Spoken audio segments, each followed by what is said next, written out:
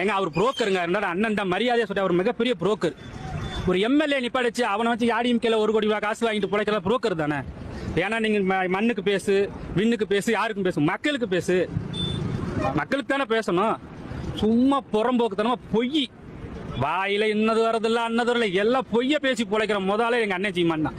எங்க அண்ணன் தான் அவர். இன்னைக்கு எங்க அண்ணன் ரொம்ப பிடிக்கும், அவர் தமிழ் பிடிக்கும். ஆனா சொல்றது பூரா பொய்யா இருக்குது. இப்போ நாம் தமிழர் களத்துல நான் திருவிக நகர்ல போட்டியிடுறேன்.